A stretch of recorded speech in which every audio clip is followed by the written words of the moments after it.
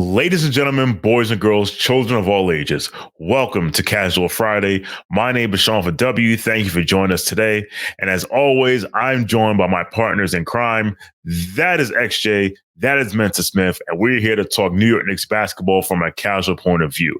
And as always, we have to start with a vibe check. So I will start with Mensa. Mensa, please let us know, how are the vibes? All right. So I don't know if you heard, but there was a really major trade that happened in the NBA this past week with OG Anunoby coming to our New York Knicks with RJ Barrett, Immanuel Quickley, and a Detroit second round pick, which is going to be the 31st pick in the draft this year, barring Washington somehow being less serious than Detroit, which I don't see happening. So for me, the vibes based off that, plus since OG's been here 2-0 record, the vibes are conflicted for me because I don't know if anybody here knew, but RJ Barrett was my favorite player on the New York Knicks. One of my favorite guys. I did not know that. That is breaking news. Breaking news on the KFS podcast. RJ Barrett is Mensa's favorite player. So, he was my favorite Knick. Now, he's not a Knick anymore. So the vibes are conflicted for me because one, it was time for RJ Barrett to move on. We had 4.5 years of data suggesting that he was not only a bad player, but a bad fit with Julius Randle. I will concede one of those two, that he was a bad fit with Julius Randle. Time will only tell if RJ Barrett is actually a bad basketball player, but it was time for him to move on. He's now at a division rival, and he seems very happy. Same thing with a guy like Immanuel Quickley, who was one of my 3 favorite New York Knicks. A guy that I love to root for, who I just love watching him play basketball. And he's now a Toronto Raptor where he's starting. Toronto did the right thing. They didn't play around. They didn't do the maybe 1-2 games of Dennis Schroeder. And then, nope, they pulled the Band-Aid off. They put Immanuel Quickley in, and somehow they're winning basketball games. I wonder why. So the vibes are conflicted for me because we lost two of my favorite basketball players. We got a great basketball player back. Don't get me wrong. OG Anunoby is excellent. And I love what the New York Knicks look like because I've been tweeting since I've seen them play that this is the Knicks' best starting 5 since the Ewing era. And I'm pretty bullish on that. I don't think that we have, especially in terms of cohesiveness and talent, Brunson, DDV, OG, Julius, and Isaiah Hartenstein is such an excellent starting 5. So I'm happy with what we have, but I'm also happy with what left the building. So the vibes for me are conflicted. Yeah, I think conflicted is a great word because on one hand, as you've seen from the past 2 games, OG Anunoby is I don't say he's a perfect fit, but he's fit right in as well as someone can so far for someone who just got here 2 days ago and doesn't know the plays. Well, I think he's lying. I think he knows the plays because of where he came from. But I think conflicted is a good vibe check word. All right. For me, the vibes are mending because when said trade went down 5 days ago, the timeline was something that I had never seen before. And obviously, listen, we know that the world is not the Twitter timeline, but, that is a place where you get to see people's reactions and thoughts in real time. And, there are multiple factions of Knicks Twitter, but you really can separate them as the 2 main factions. The ones that, for the most part, approve of the job Leon Rose is doing as president of basketball operations, and the ones that do not. And the ones that do not can be, people call them negative Knicks Twitter, toxic Knicks Twitter, miserable Knicks Twitter, what have you. And we know when things go wrong, they find a reason to poo-poo the front office and the head coach and everything that's going on. And the other side of Knicks Twitter is like, come on, it's not that bad, or it's chill, or you got it wrong, whatever. It was absolutely fascinating to watch them switch sides on Saturday. Because on Saturday, the vibes were uncivil. And it was interesting because the side of Knicks Twitter that generally supports the Leon Rose regime, they became, for the most part, what they had been fighting against. They became it was reactionary and it was emotional. And listen, I understand, like you said, Mensa, RJ's your favorite player. Looking up all of a sudden and seeing your favorite player or one of your favorite players is gone, or for some people, two of their favorite players are gone. Emotions are going to run abound. But it was so fascinating to watch the many people who were so critical of how that side of this Twitter reacted when certain moves are made, and then they reacted the same way. And my takeaway from that is Knicks Twitter may be many things, but one thing is definitely made up of all human beings. And guess what? We're all human. We all have emotions. We all have reactions. We all have thoughts. We all have takes. And it was fascinating to see all that come out just explode. But that was Saturday. Now, this being Friday, we've seen the vibes have come together. That's why I say the vibes are mending, because now both sides are seeing why the trade happened and how it could be a benefit for the Knicks. Whether it's a benefit for the Raptors, we'll see, but we see why it's a benefit for the Knicks. And now let us go to XJ for his vibe check. So XJ, let us know, how are the vibes? Yeah, you both use great words. Conflicted, mending. For me, I would say bittersweet. The vibes are bittersweet.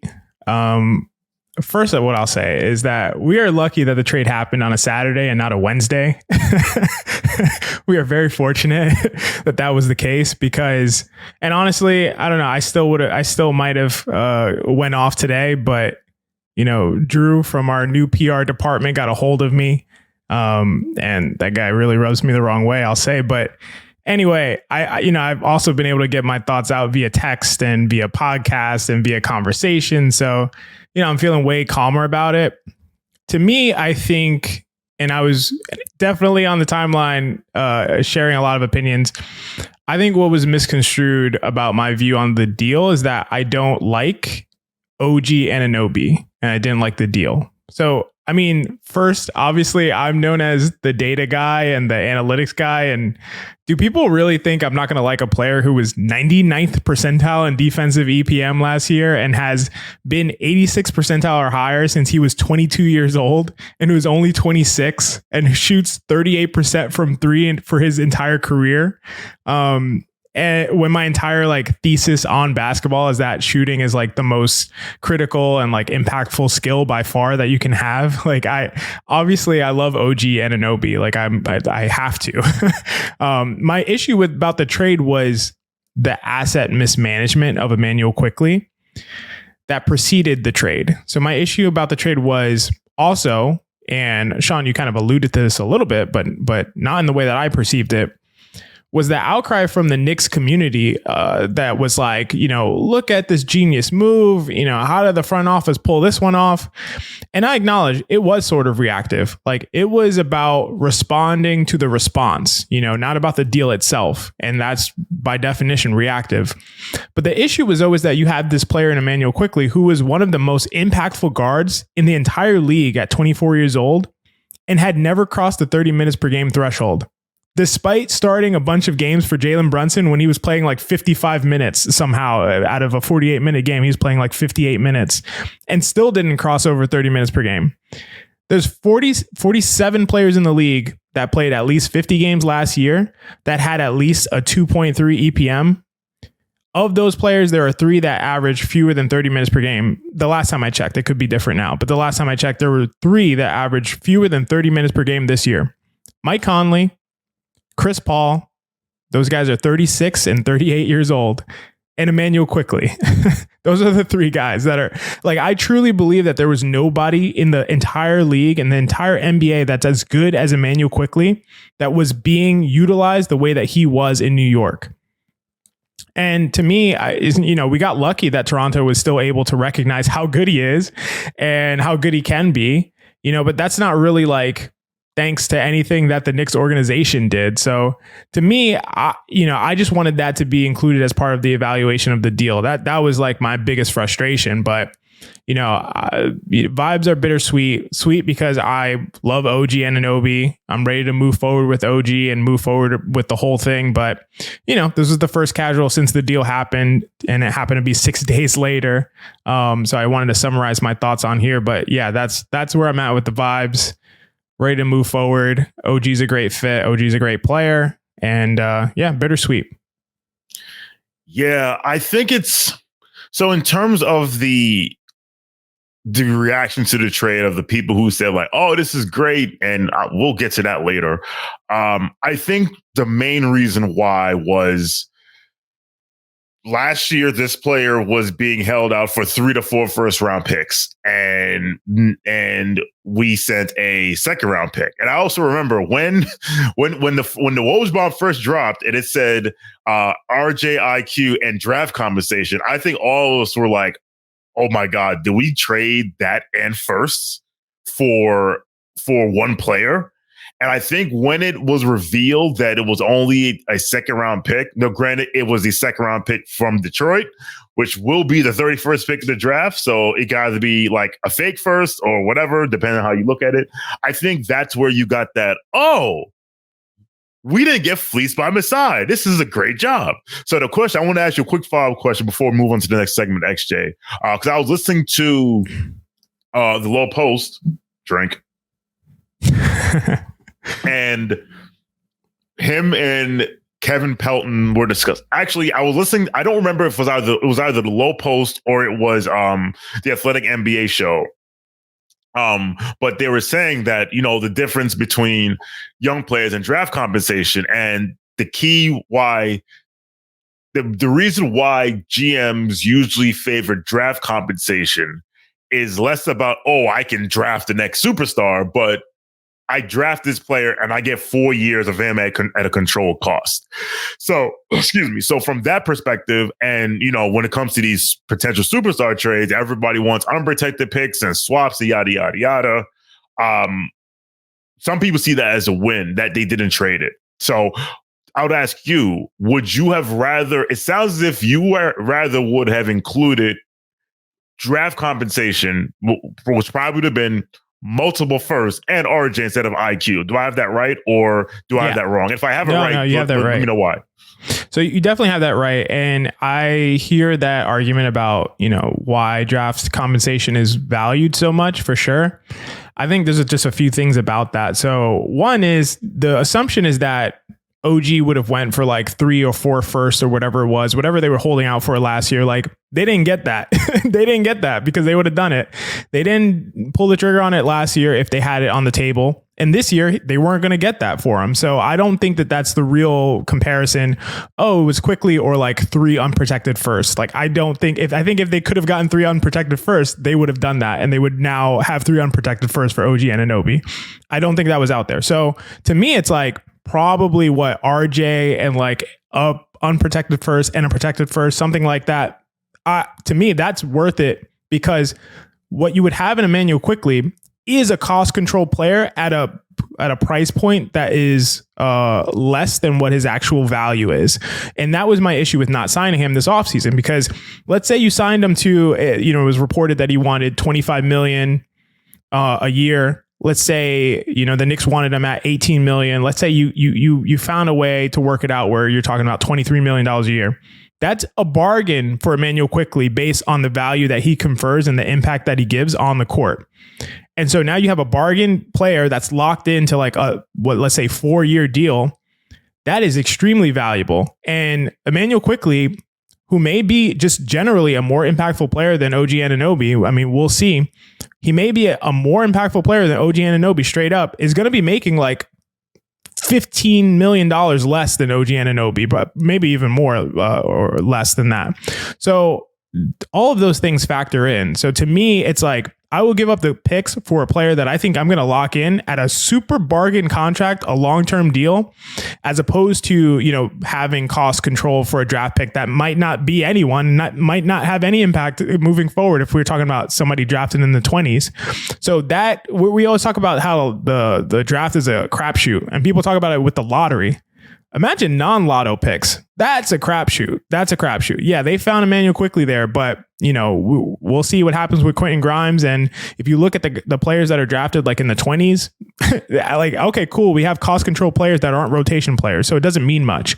That's why I would go more with the picks than a player at the level of Immanuel Quickley.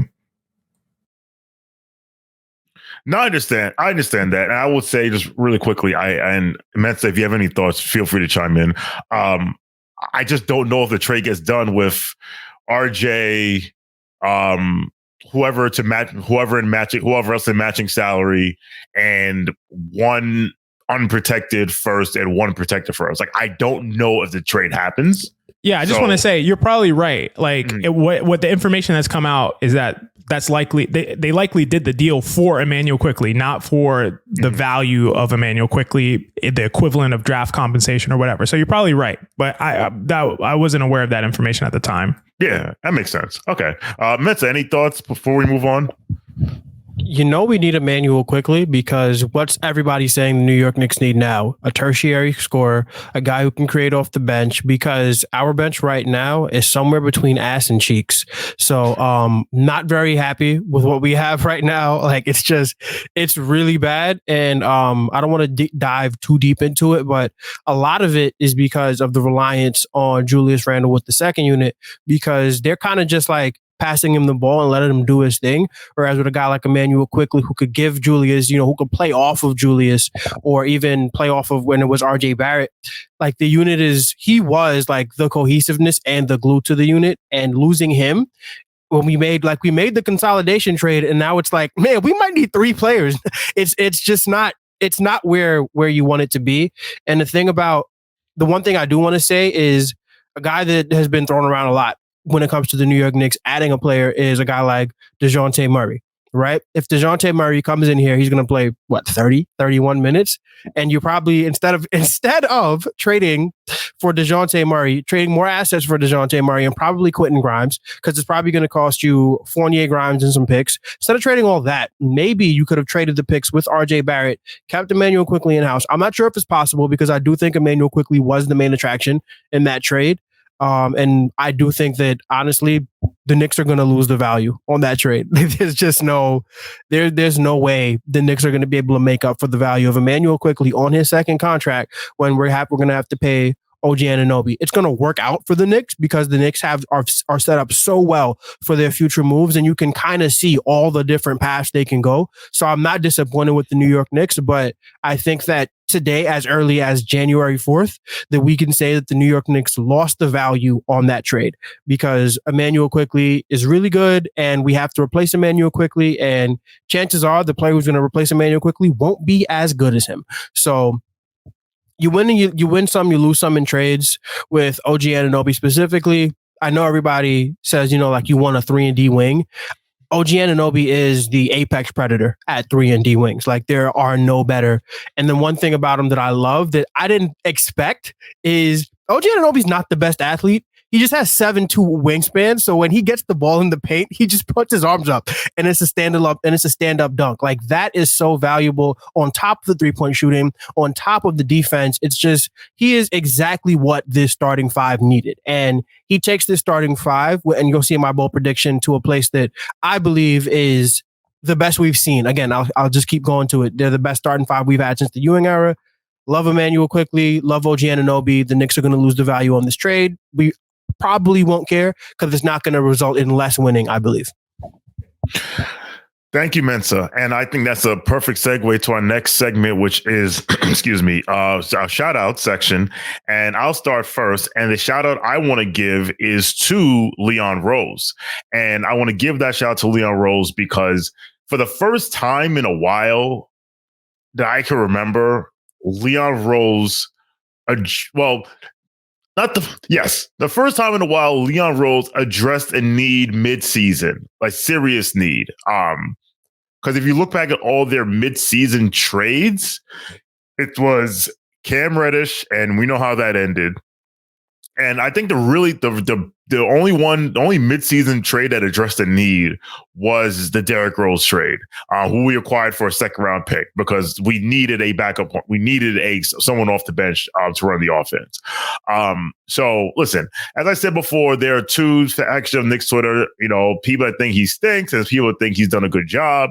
And honestly, I truly think that people that think he's done a poor job because they say it's year 4 and we're not a championship contender. Like, I think you either have agendas or you don't really understand how team building works, or you're mad that we didn't tank. And again, for those people who tanked, I present to you the 2023-2024 Detroit Pistons, who picked in a 4-year span 1st, 5th, 5th, 7th, and 9th, and 13th, and are 3-30. I also present to you the Orlando Magic, who the Tanker Truthers want to present as, oh, look how great they are because they tanked. The Magic are on their 3rd rebuild since 2012, and I dare any of you to tell me that you would have sat there and accepted 2 failed rebuilds in that time period. And then, of course, people like to point to everyone's favorite pet franchise. And XJ's new favorite team, if the Knicks were ever to dissolve and be contracted, the Oklahoma City Thunder, because they did it the right way. And I would like to remind those people, not you, XJ, because you have sense. I like to remind those people that when they say things like, oh, they did it the right way by tanking, that's why they have SGA. I say, well, how did they get SGA? Oh, they traded Paul George for him and with a bunch of draft capital. But how did they acquire Paul George? They acquired Paul George by trading 2 young players on rookie contracts who later became all-stars for a player who had 1 year left of his contract. And I'm telling you right now, if Leon Rose traded 2 young players on rookie contracts for a guy that was on the last year of his deal, that everyone and their mother did not think was going to stay there, they would have burned him in effigy. So I will give Leon Rose the benefit of the doubt. I think he's doing a great job. Are there places he screwed up? Yes.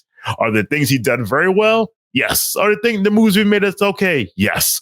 So for this week, he gets my shout out because he went out and addressed the need. And low key, Tibbs replacing IQ with RJ in that Oklahoma City game kind of was Tibbs waving a flag like, I need a wing defender, a big wing defender. And a few days later, he was here. So that's my shout out. Next, we'll go to XJ. Who gets your shout out for this week?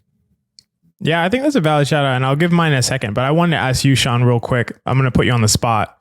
Go right ahead. What grade would you give Leon Rose so far in terms of the job that he's done since he's taken over as president? I would give him a B+. And the reason I'll give him a B+ is most rebuilds, whether it's tanking or not, start with, all right, I'm going to take this player and trade him for a bunch of stuff. And I think a lot of people forget that. The process started because Sam Hinkie traded Drew Holiday for a bunch of stuff. We just covered OKC. They traded Paul George for a bunch of stuff. The Orlando Magic. They traded Dwight Howard for a bunch of stuff. When Leon Rose got here, this team had nothing that anybody wanted to trade anything for. Anything. And I think getting from that point where they were projected to be the worst team in the NBA to people talking about dark horse conference finalists in 4 years with your worst season being 37-45 and being shrewd with your deals and finding Immanuel Quickley at 25 and finding Quentin Grimes at 25 and the moves to get the picks. Like I saw Fred Katz went down a rabbit hole, figured out like the second round pick that we sent in the OG trade is that trade that we got from the Clippers in the Marcus Morris deal that also got Immanuel Quickley. So like I would give him a B+. Obviously he doesn't have that. I don't want to trigger anybody, that 1A, the dude yet, But I think considering where this franchise was, and we're coming up on the 4-year anniversary of Leon Rose as president of basketball operations to where they are now, I think he's a B+. Yeah, no, I think that's totally valid. I'd be around there as well. So I just was curious where you were at with it. I'd probably be around a B+. Mensa, do you want to say a grade? I don't want to. I feel like you have thoughts on this too. So what are his home runs? What are his failures? To me, 2 failures I think are pretty well. Yeah, I gotta call them failures. I'm sorry, guys. First failure was the allowed degradation of Obi Toppin as a basketball player to a point where you sent him out for 2 second-round picks. The second failure would be along the same line, the degradation of Immanuel Quickley, where he's not getting enough minutes, so that you kind of had to give out draft compensation, which, I mean, the Detroit second isn't the end of the world, but it is the 31st pick in the draft, at worst 32nd. Valuable. You probably could have held on to him. You probably could have moved him straight up. You probably didn't have to give any draft compensation that you may end up needing down the line. Just Immanuel Quickley not getting 30 minutes a game is an organizational failure. I can't look at it any other way. So those are the 2 failures. His home run hits, Jalen Brunson. And in the same offseason, Isaiah Hartenstein, home run hit. That guy is excellent, and you got him for cheap. So he has the ability to, and another home run, well, another extra base hit, I want to say, is Dante DiVincenzo. That guy signed 4 years, $45 million, and he is currently 93rd percentile in EFG for guards and 93rd percentile in three-point shooting for guards. This guy you're not supposed to get shooting like that for $10 million a year in 2024. It's just not supposed to happen. You get a guy who came from Milwaukee, a winning situation. I think he moonlighted in Sacramento, and then another winning situation with the Golden State Warriors, and he's playing his best basketball for you.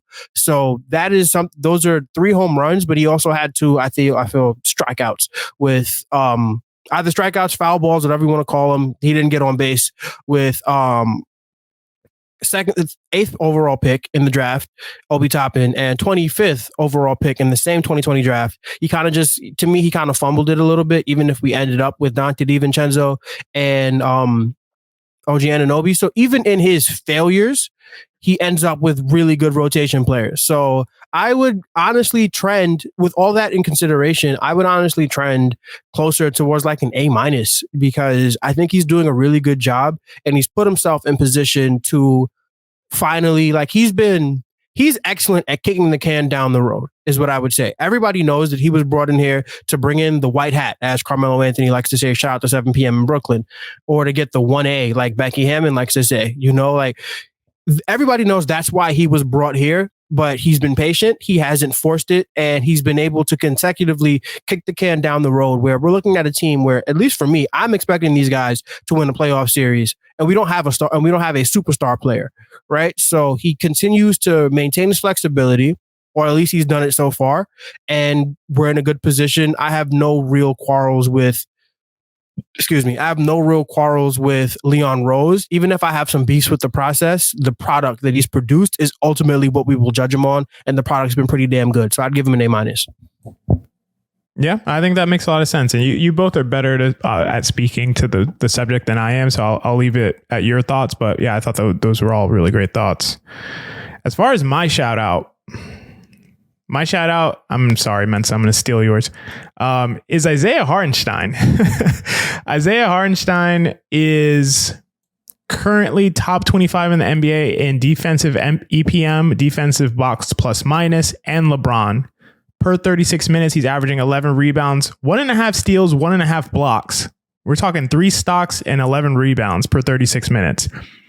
He's also a betting and sweating cash cow, because you just need to have the right combination of rebounds and either assists or points, and he's going to crush it on Prize Picks literally every night.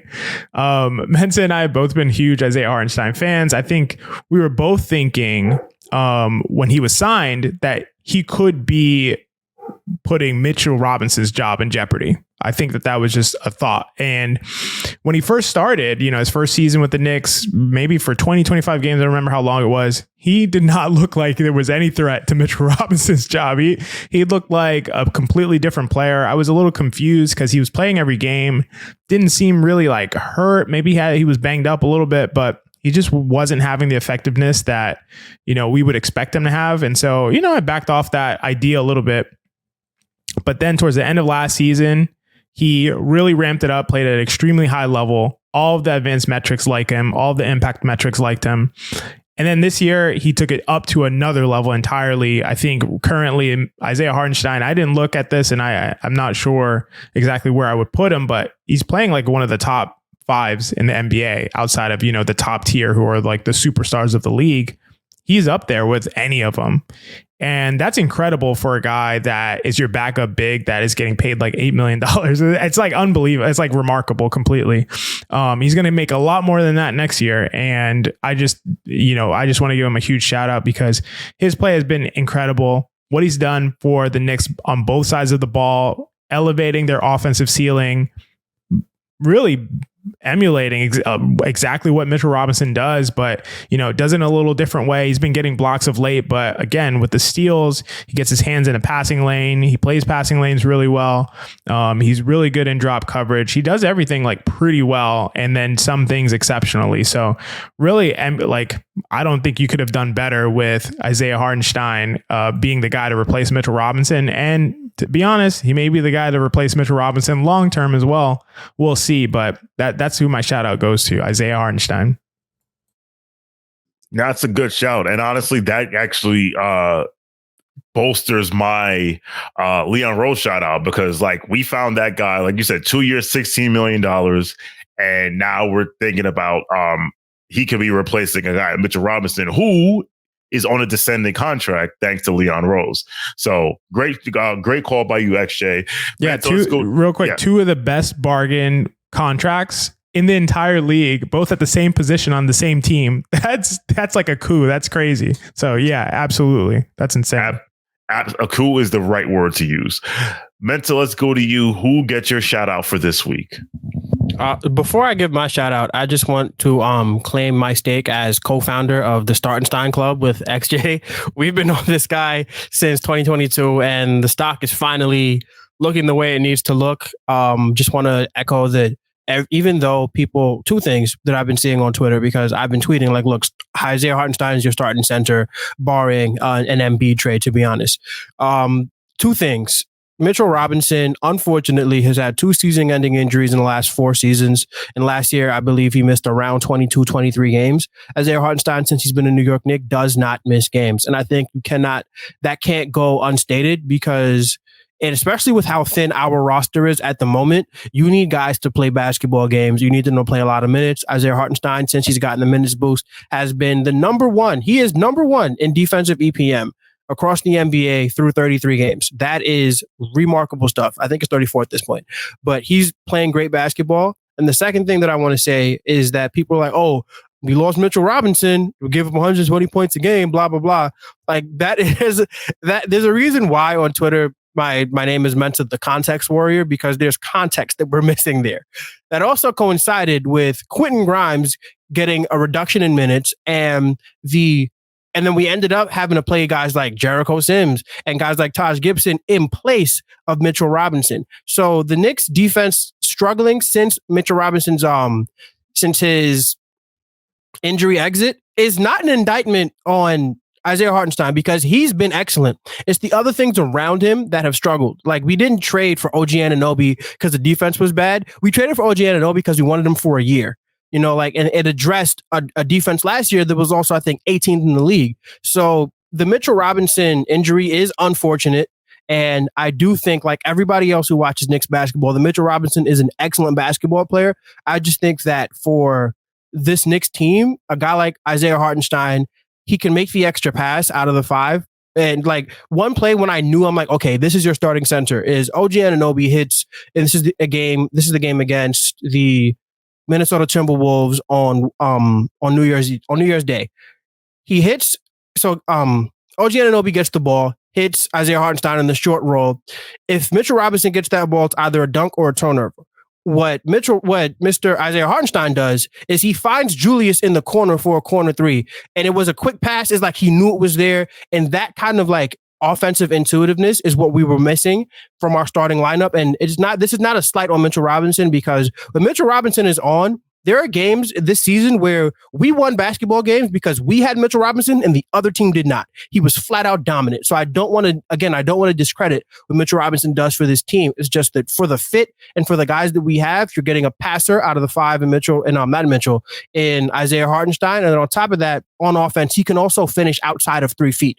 He's getting these 5 foot, 7 foot floaters that you just don't see from Mitchell Robinson. So there's that fit. And then on top of that, the elite defense plus the fact that he does not miss basketball games.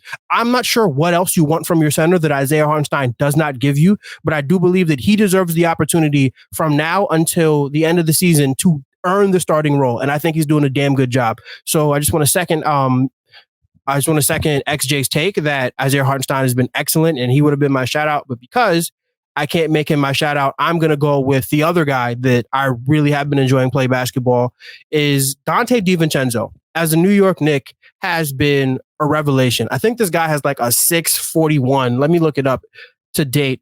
His EFG is a 624. That will be a career high for him. And he played on a team last year with Stephen Curry. I think the rate, we looked it up in the offseason, it was something crazy. I think like 90% of his 3-pointers was wide open. Like it was established by NBA.com as wide open with you're catching the ball with 4+ feet or something like that. And now he's playing better basketball. I think that it's amazing what Isaiah Hartenstein has been able to do. Not Isaiah Hartenstein. Well, him too. What Donte DiVincenzo has been able to do, I think it's just been great. It's kind of like, I remember when he first started, I think it was the Charlotte game because Quentin Grimes had missed some action, I think, with an injury. And when Donte DiVincenzo came in, I'm like, this is exactly what we want to see from Quentin Grimes on offense. On defense, he's not the point of attack defender that Quentin Grimes is, but frankly, there are like 5 guys in the NBA who are as good as Quentin Grimes at the point of attack. So we're not getting that. And it was obvious because the defense started to struggle when Quentin Grimes went out. But what he's been able to do offensively, the fact that he is probably our best floor spacer, not just in accuracy, but in depth. He shoots deep threes as well. He's just been great. And then 38-point game on 7 threes against the Indiana Pacers in a loss. Didn't matter. He was not the reason we lost. He played excellent basketball, and he's continuing to play excellent basketball. Just the idea of Jalen Brunson coming down, and you got OG in one corner, and you got DDV in another corner. That to me, I understand that we need a tertiary shot creator. We need a third guy who's going to come in and run the bench. That is because of how good Donte DiVincenzo has been. That's the main reason why I'm leaning anti a guy like DeJounte Murray, even though I see, and this is just in terms of fit, because I see what his contract would be for the Knicks in terms of what we'd be able to trade down the line. I think he's on a perfect contract, but in terms of fit, if we're trading for a guy like DeJounte Murray, I kind of want him coming off the bench, man, because I don't want to break up what the starting lineup is doing. I think DDV is excellent in the role that he's in. I don't think you can ask for, at the price that you're paying, I don't think you could ask for a better fit next to Jalen Brunson and Julius Randle. I think that he opens up the offense for everybody, and he has, since I've been watching a lot of Hot Hand Theory, additive value. A guy like Donte DiVincenzo, he has additive skills with the cutting, with the pass defense is what I would call it, because he's like a free safety almost, where he's always getting his hands on passes. He's passing the ball down court. I think it was him who found Julius Randle for the touchdown pass against the Chicago Bulls, where Julius is now running down court because he knows guys are going to find him. I'm just really happy with what we have in Donte DiVincenzo. He's been great. The contract is somehow better because he's outproducing it, and you just got to really be proud of a guy like Donte DiVincenzo. He came in, he was playing as little minutes as he's seen, I think, in his career. I just want to make sure about that. Let's check accuracy. Yeah, he had not seen this few minutes since his last season in Milwaukee. In Sacramento, he had 26.6. In Golden State last year, he had 26.3. Right now, he's averaging 21.4. So less minutes than he's seen in the last 2 seasons. And he's just been great. He's kind of just been just a revelation of professionalism and on-court production. So I want to give my shout out to Donte DiVincenzo. Yeah, just a quick piggyback on that, because I think that was awesome. Perfectly said, Mensa. I just wanted to follow up on the stat that you gave about the number of his threes that were wide open or open. So 94% of his threes last year were open or wide open. So that means that he had at least 4 feet of space. This year, 94% of his threes are open or wide open. So that just speaks to the gravity and skill of guys like Jalen Brunson and Julius Randle. But for sure, Dante is having an amazing career year, and he's been incredible. So I love the shout out. That's a great shout out, Mensa. And I remember my one skepticism of the DDV trade was that, hey, like you said, actually, most of his shots were wide open because he's playing with Stephen Curry. And now most of his shots are wide open because people don't think we can shoot. So he's had off everybody, right? Although I think that's going to change now because now we have a gentleman who shoots 42% from three in the corners. Listen, how long we asked for shooting on this team, and this front office went out and got shooting. And now you want to talk about betting, like DDV over 2.5 threes a game is damn near a lock every night at this point. So hopefully the people at sportsbooks who does sponsor us, I will not mention their names, won't get stupid and start having us to pay more juice on that. But that's a great shout out, Mensa. All right, let's move on to, because listen, for when there's a yin, there's a yang. For when there's a up, there's a down, and for there's a shout out, we have to ask some people why so unserious. And we will start off with XJ. XJ, who are you asking this week why so unserious? Yeah, mine is going to be quick. And it's somebody that I'm not sure if I'm now stealing yours, Shawn, but my why so unserious goes to Josh Hart. And it is just, I want to say something. Josh Hart somehow is now currently first on the team in on-off among guys who have played at least 600 minutes. He has a plus 6.8 swing, his on-off. First on the team. You would think that's pretty good. Also, the same guy is 30th percentile in EPM. So, what is this disparity coming from? How is his on-off so good, but the advanced metrics, the impact metrics, grade him really poorly? And I would say that's very likely because he shared a ton of his minutes on the court with the guy who was actually likely had a ton of responsibility for the net rating, and Immanuel Quickley. So I just think that we'll see, and I hope it's not the case, but Josh Hart needs to turn things around. He needs to be more willing a shooter. He needs to knock down corner threes with more consistency. And he needs to do all the Josh Hart things, because if Josh Hart doesn't do all the Josh Hart things to the highest level, he becomes a bad player. That's just the truth. And I think that we've all believed that, yeah, Hart can maintain the things that he does. It's in his DNA. But we did see right before the trade that we had to acquire Josh Hart, he was kind of playing like this in Portland. This is kind of the same way that he was playing out there, was passing up open shots, wasn't really impacting the game on both ends the way that he did when he got to New York and got that rejuvenation. So it's a little bit concerning to see him kind of play that Portland style Josh Hart. I was hoping that was just a blip, and he was in the right environment now and playing with his friends and all this kind of stuff. But I don't know. He's been playing that a similar way. So that is my why so unserious, Josh Hart. This doesn't mean that I think that he's not going to turn around. I think that he will, because I generally believe very strongly in regression to the mean. And I think he'll regress to what his actual true level is, which is not what he's been showing so far. But he's got to continue to do all the Josh Hart things. His defense has been okay. Could be better, but I think maybe having OG with him will do wonders for him and be able to open things up for him as well. So yeah, that's who I'm giving my why so unserious to. That was not my why so unserious this week, but I have no qualms with anything that you said, and that is also a reason why, like the same reason why single player plus minus, single player on off can be deceiving. You need to look at 4 and 5 man units. Sometimes it'll align, but sometimes not. It can be deceiving. All right. Next, let's go to Mensa. Mensa, who are you asking this week why they are so unserious? So this week, my why so unserious is not going to be to anybody who is employed by the New York Knicks. It is going to be for people who I have now deemed the front of jersey truthers. Why so unserious, you front of jersey truthers? Yes, we are fans of the New York Knicks primarily, of course. That is the team that I grew up rooting for. That is a team that I will likely die rooting for. They are the happiness of my basketball experience. I love the New York Knicks. When OG Anunoby came to the Knicks and two of the more beloved Knicks on the team, Immanuel Quickley, undoubtedly beloved, and RJ Barrett, you kind of flip a coin how you felt about him. When those two guys left, there were people who were emotional about it because we are fans, we are fanatics, we root for our team and we root for our guys, right? So my real thing is, who said you cannot root for the front of the jersey and the back of the jersey simultaneously?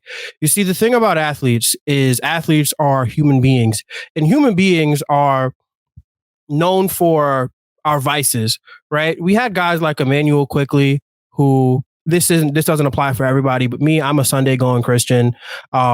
This guy was somebody who read his Bible. He stayed out of trouble. He was a joy to watch on court. Same thing, RJ Barrett. This kid came in, said all the right things. When Julius Randle was ducking the media 2 years ago, it was RJ Barrett who was speaking out for the team. He embraced that role. Another character guy, you never heard their name in the tabloids. You never heard their name in any kind of mess. You had to go look and deep dive and find things, and you still wouldn't find anything. These guys were consummate professionals, and they were a joy for fans to watch. So when people were taking an emotional moment, 24 hours to react to a trade that was hard to take.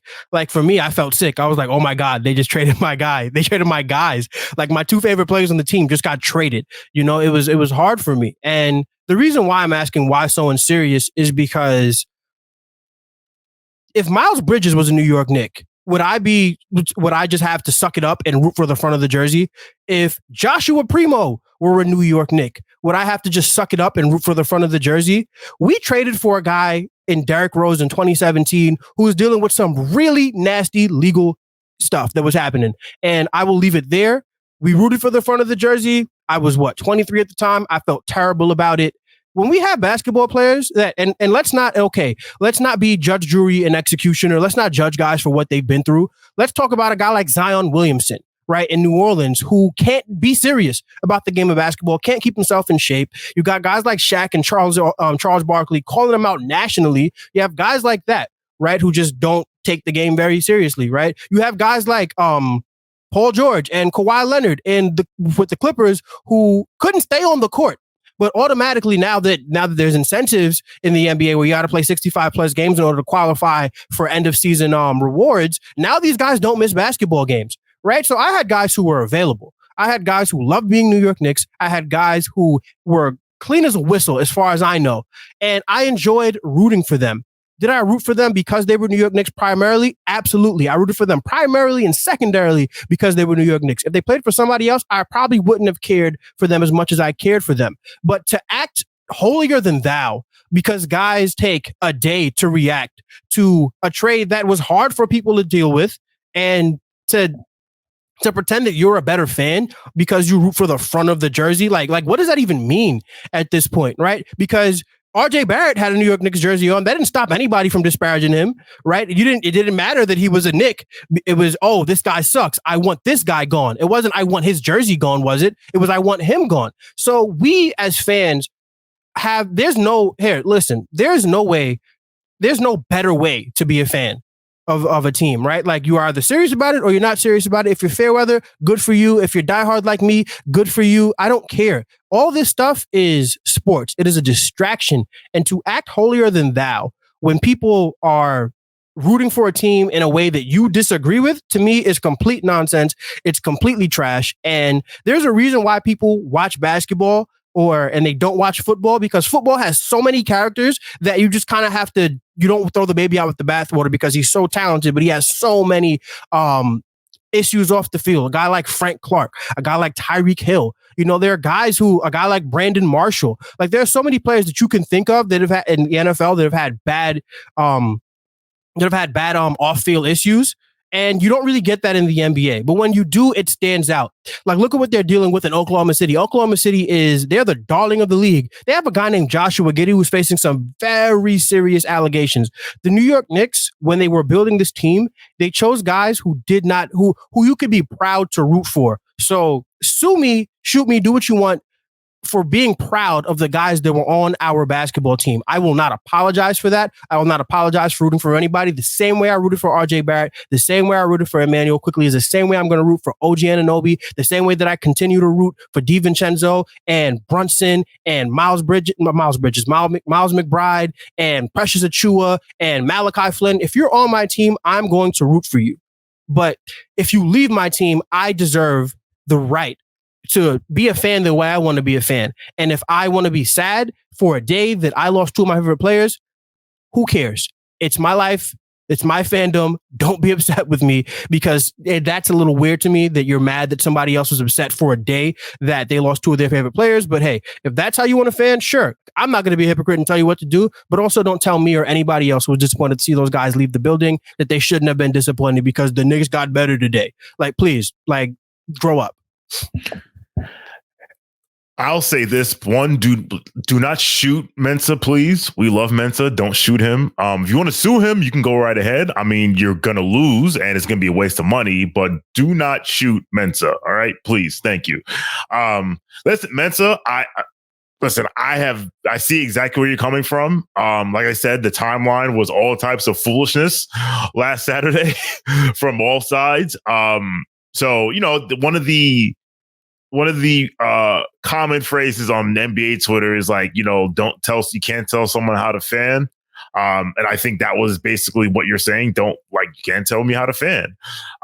My So Unserious is somewhat related to yours, and it's somewhat slightly in opposition, but not really to yours. And my So Unserious is, again, not to anyone who plays for the New York Knicks or works within the New York Knicks organization. But it's those people who feel the need to grade trades 10 minutes after it happened. I cannot stand people who make definitive declarations on trades a day, 10 minutes left after it happened, 10 hours, 1 day, 1 week, 1 month, even a year sometimes. And honestly, I say that because most of those declarations come from two places. It's one, we're trying to create engagement for clicks. So we want you to click on our article and see who are the winners and losers. Or the other are people who, and here goes that word again, have agendas, and some of them are emotional. So they say, the Knicks got fleeced. The Knicks won this trade. The Knicks are going to regret trading this guy. The Raptors are stupid. They're going to regret trading that guy. None of you motherfuckers have any idea right now. None of you. And you know why I can say that? I have 3 examples. 2 of them involving the Knicks. And again, I want to give a shout out to Robert Silverman, who pulled up to study hall on Sunday because we had to have a study hall. And he reminded me of a trade that happened years ago involving a beloved New York Knick and a Toronto Raptor that, if Twitter were around, would have yielded the same type of response. And that was when the Knicks traded Charles Oakley to the Raptors for Marcus Camby. And that was in the offseason of 1998, which was extended because that was a lockout season. And I remember when that happened. I was 17 years old when that happened. And the outcry was, how could you trade Charles Oakley, the heart and soul of the New York Knicks, diving on the ground, diving in the stands, doing the dirty work, being a tough guy, being an enforcer, for this soft, skinny candy cane from Toronto who can't score a basket on his own? He's gonna be. How's he, this guy who you couldn't find he couldn't find the block if you gave him a roadmap, and he's gonna back up Patrick Ewing? That guy? Oh my goodness. That's trade number 1. Trade number 2 happened a few months later, also involved New York Knicks, who traded another beloved Knick, John Starks, for Latrell Sprewell. Now, that was a little different because Latrell Sprewell had been an all-star. He'd also come off a very ugly incident where he literally choked his coach. And if you don't believe me, Generation Z fans, look this up. He choked his coach in practice. But Everyone loved John Starks. I was in high school. Every girl loved John Starks. Again, heart and soul of the team. Got us in the NBA Finals. How are you going to trade John Starks? Now, again, it wasn't as bad because Latrell Sprewell was an all-star. But people were so upset at those two deals. So upset, especially at the Camby trade. So upset. People said they called him the Camby Cane because they thought he was too soft. And guess what? Those two players were instrumental in the Knicks making the 99 finals. And if Patrick Ewing and Larry Johnson weren't hurt, maybe they'd be a third banner in Madison Square Garden. The last trade I'll bring up, and this is my coup de grace, it also involves the Golden State Warriors. And it's when the Golden State Warriors traded Monte Ellis for Andrew Bogut.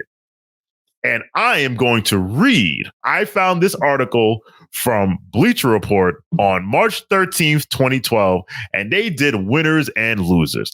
And one of the winners they said was, I'll just go, what Monte Ellis, winner. Andrew Bogut, loser. Milwaukee Bucks, winners. Golden State Warriors, losers. Here's what they said about the Milwaukee Bucks. The Brandon Jennings, Monte Ellis tandem will undoubtedly go through some sort of an adjustment period, but this is the best deal Milwaukee was going to get in change for Andrew Bogut.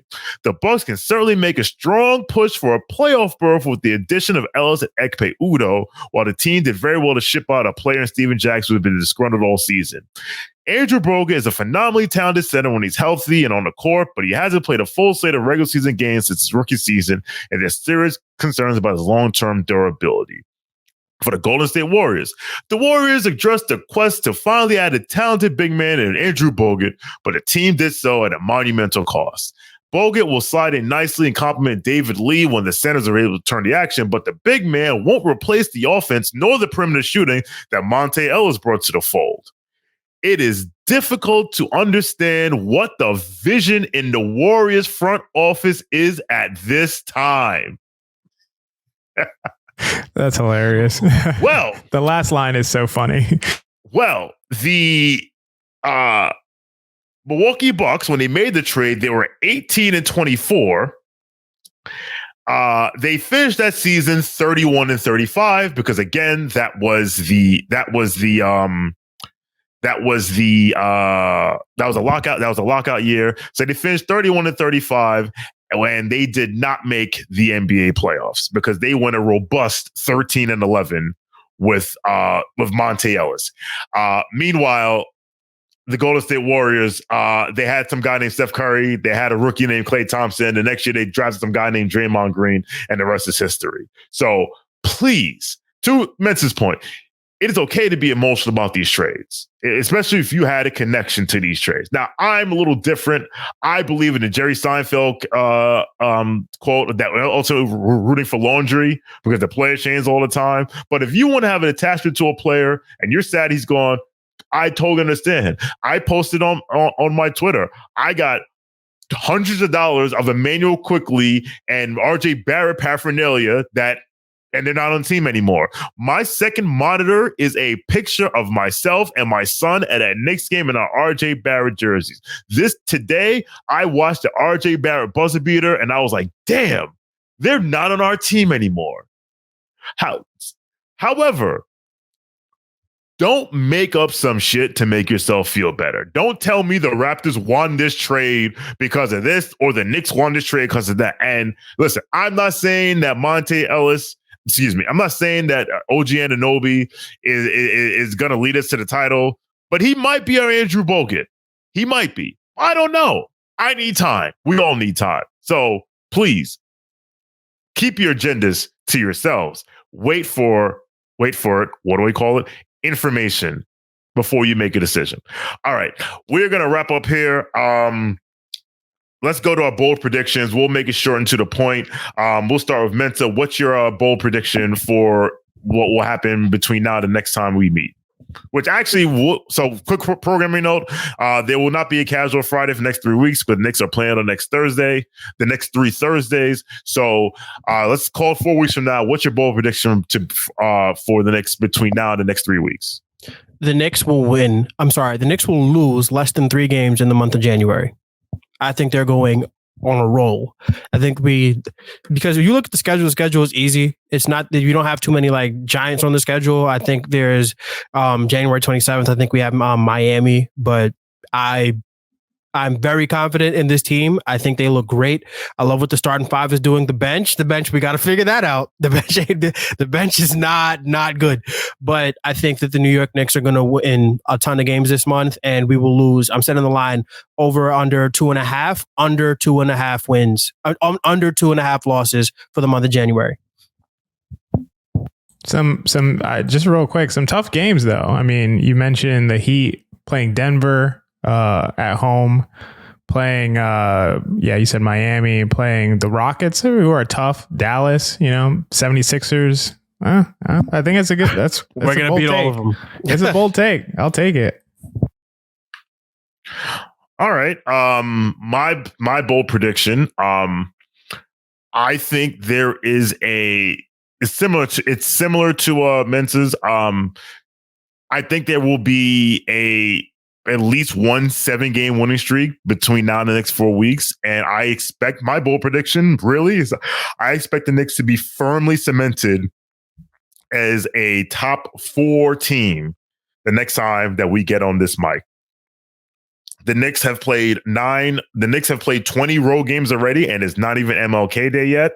And they're 9-11 on the road. They are 10-6 at home, so they've won 10 of their 16 home games. We have a ton of home games coming up. Yes, to XJ's point, some of them are tough, but they're winnable, especially, because we got this guy that we can go send after people now, named OG. So I think the Knicks will be firmly entrenched as in the top 4 in the East by the time we record again. XJ, what's your prediction? Yeah, but you guys have great ones. Yours are more long-term. Mine is more about a specific game that I'm looking at coming up on Saturday. The Knicks will beat the Washington Wizards on a back-to-back on the road in DC on January 6th. Weird timing. By 30 points. That's my guess. The Wizards, or that's my prediction, I should say. The Wizards are terrible, and they're like consistently terrible. They're not just like bad. It's like they're always bad. They are 30th in the league in defense. This is a league that includes the Charlotte Hornets and the San Antonio Spurs, but the Wizards somehow are worse on defense than those and teams. The Detroit Pistons. And the Detroit Pistons. The Detroit Pistons who just broke the record for most losses in a row in a season. The Wizards somehow are worse at defense than all of those teams. They're giving up 124 points per 100 possessions this season. And in the last 7 games, 125 points per 100 possessions. They're consistent as hell. They're just consistently garbage. So I think the Knicks are going to run them out of the building. I think that's a 30-point win. That's my prediction. All right. So basically, you're telling me to bet an alt line on Saturday and make some good money. I'm taking alt lines. Yeah, I'm taking alt lines. Perfect. Yeah. Perfect. All right. Well, that is our show for today. I'd like to thank XJ and Mensa, as always, for joining me to discuss the New York Knicks from a casual point of view. Like I said, we will be off the next few Thursdays because the Knicks are playing on Thursdays. But obviously, we'll have a ton of content here on Knicks Film School. John and Jeremy on Mondays. The pregame shows with Andrew Claudio. Our watch-alongs. If you can watch along on YouTube, or if you are outside of the New York area, you could join us on playback. There will be X's and O's with DJ and Benji. And listen, before you know it, it's going to be time for draft class again. So with Chris Persianen. So a lot of content coming up from KFS. And so we'd like to thank you for helping us make us the number 7, I believe, basketball podcast in the country and the number 61 sports show in the country. Crazy. We are there. It is right there. We are number 7 of basketball podcast. And the only reason that Club Shay Shay is number 1 is because Cat Williams came out and threw high heat 99 up and in for 2 hours and 40 minutes. Shout out to him. So, but thank you again. We love you. We appreciate y'all. Thank you. And you were the reason why we keep going. So for XJ, for Mensa, I'm Shawn for W. Thank you for watching. Thank you for listening. Knicks Nation, let's ride.